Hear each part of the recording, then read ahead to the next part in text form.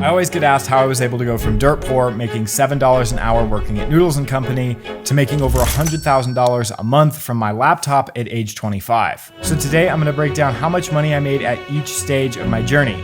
I'll talk about how long it took me to go through each stage, the businesses that I've tried, and the lessons that I learned along the way that made everything actually work so that you can do the same. Now, I'm not making this video to sound like I'm bragging. I just do think it's relevant that you know I've been some level of successful, since this is a video about making money. I know how hard it can be in the beginning when your friends and your family don't believe in you, or maybe you don't even believe in yourself. That's why I want to make videos like this one, because it's what got me through and got me started. So let's start at the beginning with stage number 1, which is probably the most underrated and underappreciated periods, which taught me the most, and that was getting my first job at Noodles & Company. The week I turned 16, I applied to almost every single local business that I could find, and I put in around 30 applications.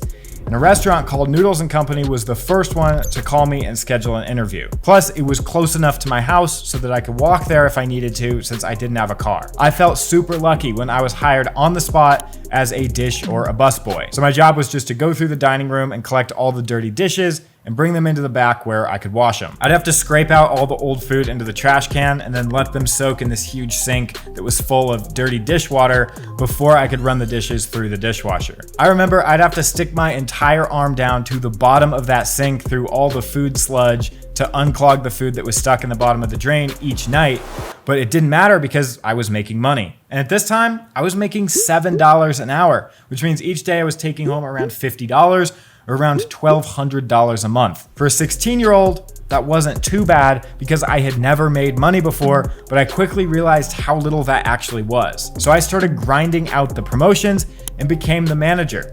Eventually, I was able to do things like buy myself a car, and after about 4 years of working there full-time, I was able to save up around $6,000. Working this job taught me that it doesn't really matter how hard you work, how consistent you are, or how good of a job you do if the opportunity itself can't get you to where you want to be. No matter how hard I worked at this job, I was never going to get where I wanted to be because I was always just getting paid directly for my time. This job taught me how to show up and that I could do hard or even gross work consistently, but it also taught me that I needed to own a business. I wasn't even thinking about making millions and millions of dollars yet.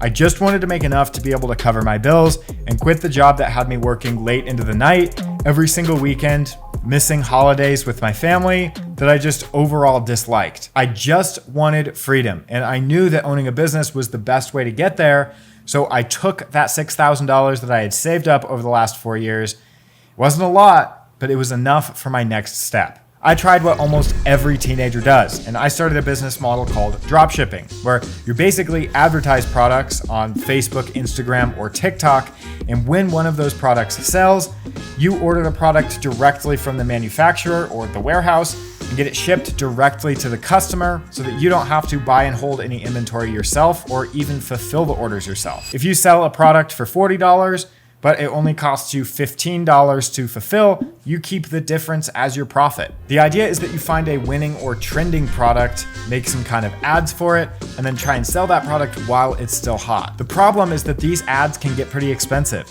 and I had no previous experience to know what kind of ads would turn random viewers online into buying customers. And I didn't know how to build out a website that would convert, or even how to pick the right product. I tried selling all kinds of stuff, like ultra sticky double-sided tape. I tried selling plastic shoe covers, ice scrapers, and just all kinds of junk. And in hindsight, it makes sense that none of these products ever sold. The problem was at the time, I didn't know why the products I chose never sold. I didn't know why the website didn't convert, and I just didn't know what I didn't know. Now, eventually I did make my first sale for a clear milk box style water bottle, but after all of the ad costs and the website expenses, it was still for a severe loss. I hit failure after failure for months, and then to make things worse, I ended up spending almost all of my savings on it. But that investment taught me something important, which is that failure is an attitude. See, if I just gave up on dropshipping right away, I'd be the same person I was before, just also a failed dropshipper. I'd still be broke, except I'd also now be a failure. Instead, I could change my attitude, and instead of thinking all these negative thoughts about how I wasn't going to make it, I could decide to think differently. I could change my attitude towards all of these failures and look at it as an investment towards getting better instead of a waste of time and money. During this stage, I had gone from my $6,000 savings that had taken me years to save up all the way down to around $300 to $500. I had lost almost all my savings.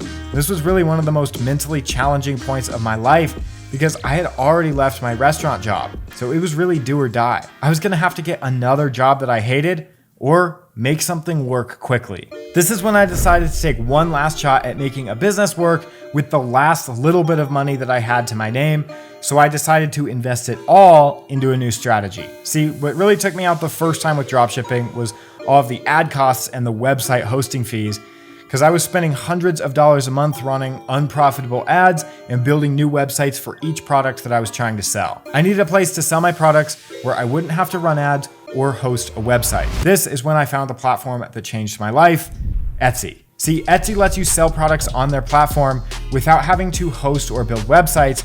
And since they drive hundreds of millions of shoppers to their website every single month, you get sales simply by posting your products on their platform without ever needing to run paid ads. This meant that $300 I had left would go a lot further than before. The thing about Etsy is it's a marketplace and all the sales data is public, and you can use research tools like Listing View to see how other shops are performing over time and what their best-selling products are. This makes it so you can see what's working right now today instead of just guessing on what you think would sell. And that's exactly what I did.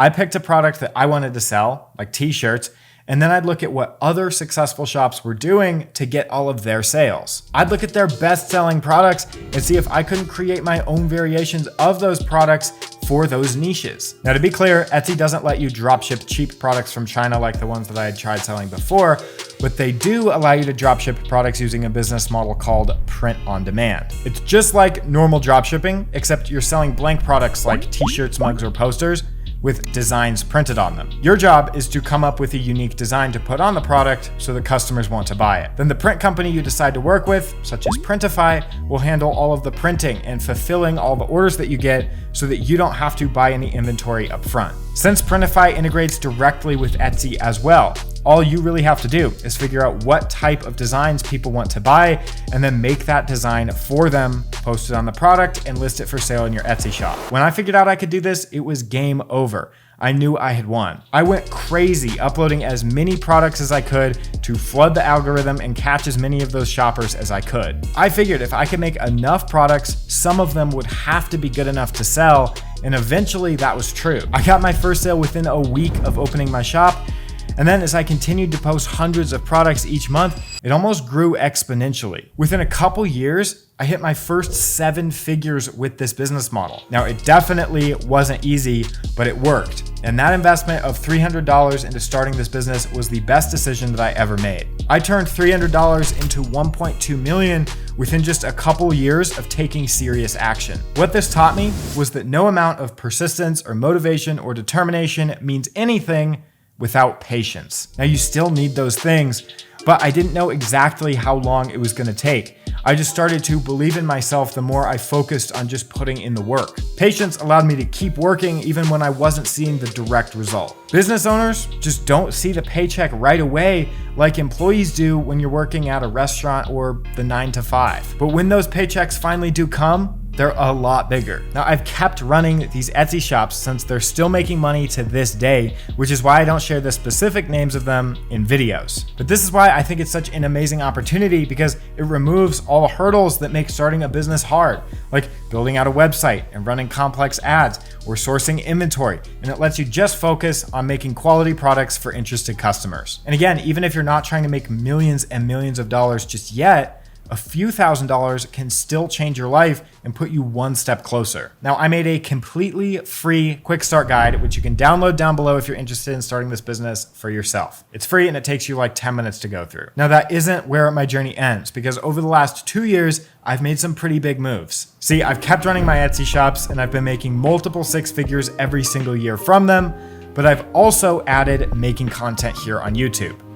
Hence the video. Now, if you've seen one of my recent videos, I discussed something called opportunity stacking, which is all about taking your primary money-making skill and stacking new opportunities on top of it. I took my primary Etsy dropshipping skill and stacked making YouTube content on top of it, which unlocked the ability for me to promote affiliate products and make money directly on YouTube and build software and even sell a course. The issue is that a lot of people just want to jump to this stage without putting in the work to build up the primary money-making skill. Since I built a 7-figure Etsy dropshipping business, I was able to do a lot better here on YouTube. Adding these other income streams in while continuing to grow my Etsy stores is how I've been able to make several more millions in the past couple years. I think the main lesson here is that if you can master one thing, then you can master many, and having a track record of success helps future success become even easier because you have that belief in yourself that you can go and do it. And if there's anything that I hope to leave you with, it's that I believe in you and I know you can do it too, whatever it is that you want to do.